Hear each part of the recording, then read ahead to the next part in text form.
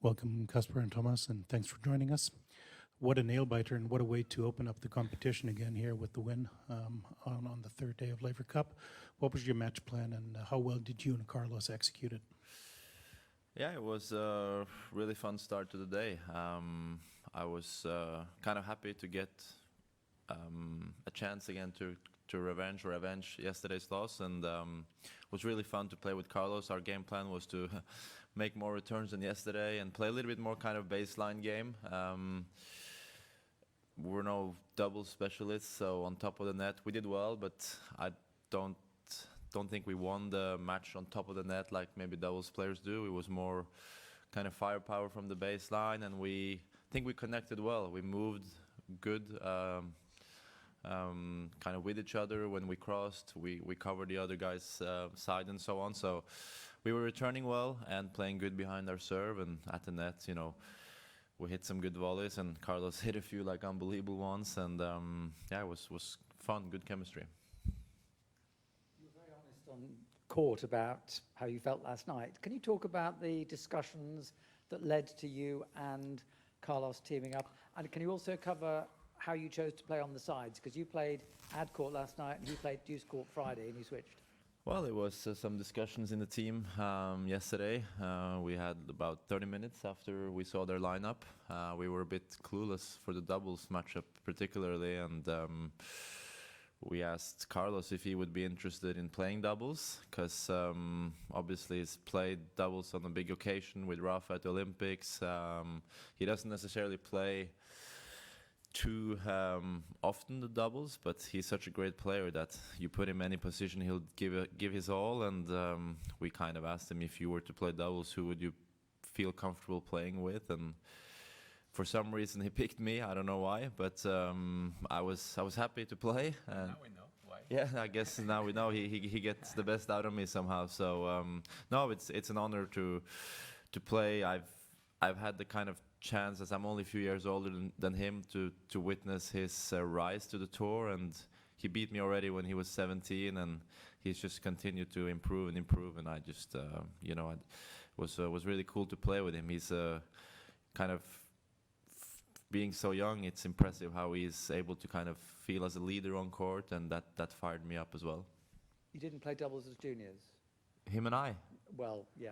No, he's a bit too young for us to play at the same time in the juniors, but it was great. I think we just connected and let loose, and we got a good start, saved a few break points, and then kind of gave it to Team World. They've probably felt a bit surprised that they didn't win this match. I'm pretty sure they felt confident on paper, especially given how the doubles went yesterday, but we had other plans today. I think before the weekend, some people were a bit worried that the Laver Cup might not be the same without any of the big three playing. Now that the event is coming to an end, do you personally feel like that made a difference, and how do you see the future of the event in general? Well, I think there's a lot of young players on tour these days, and obviously Novak is kind of the one from the, in a way, previous generation, and then you have a bunch of young guys eager to play, and anyone from kind of Daniil's age down to Carlos' age, it's big group of guys, and it's funny that the youngest of us all has been the one who's been the most successful, and it's just really incredible and impressive.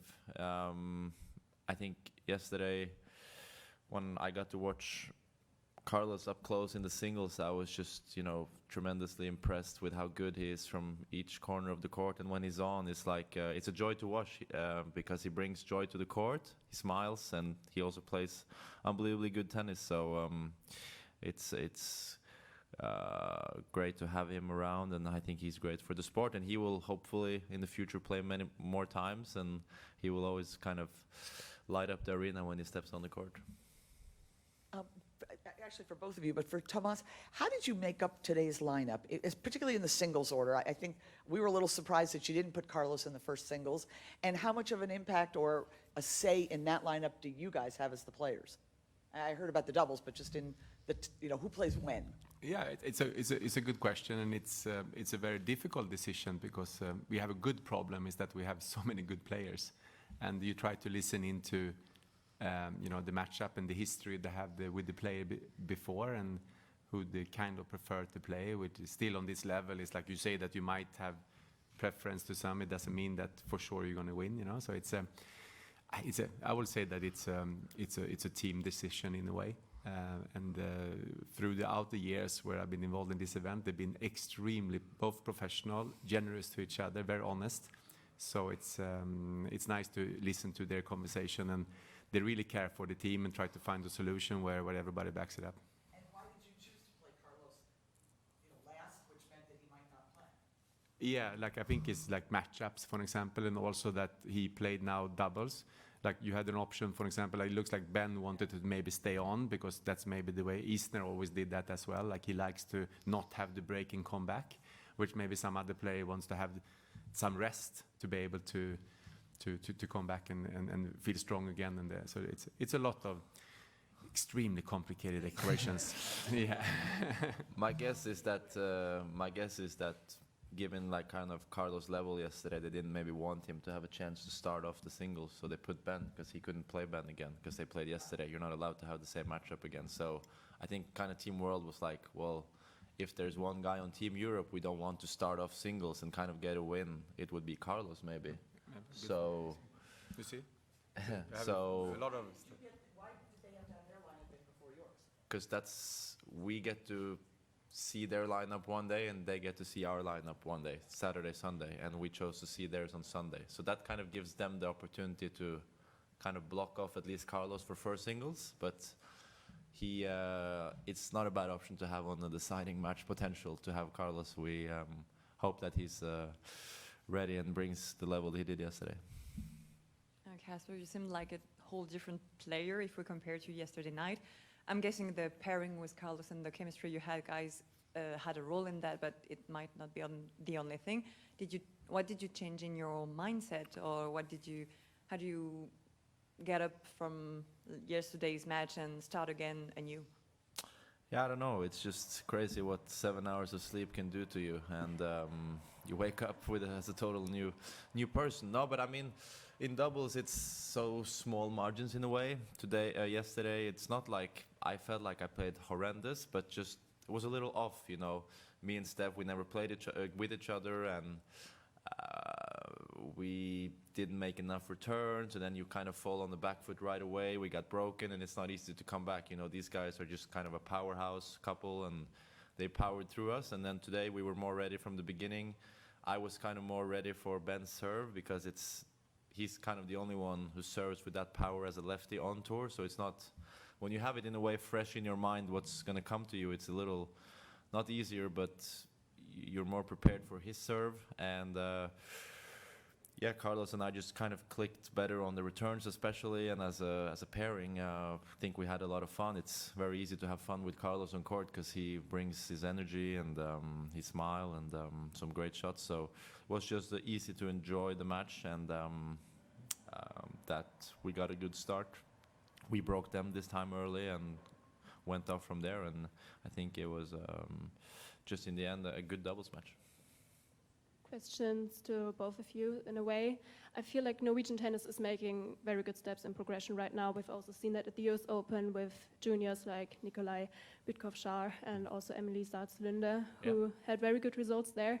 So a question to you, Casper, why do you think that is? And question to Thomas, why do you think is the reason for the fact that Norway seems to be the more successful tennis nation right now in Scandinavia after it was the other way around for such a long time? Well, I would just like to say that Sweden the history is still heavily in their favor. I mean, they've had more than 10, almost 20, I don't know exactly, but close. Multiple Grand Slam champions, multiple top 10 players for many, many years. So it's not even point to compare it. But right now, I guess just a little bit seems like there are stronger hunger in a way in other countries than Sweden right now. I'm not sure why that is. I know that maybe people or kids in Norway or Denmark or Finland think that, if Sweden were able to do it for so many years, why not our country? You know, that's a little bit the mindset, and it's a bit coincidental as well. But for me, in my case, I hope that kind of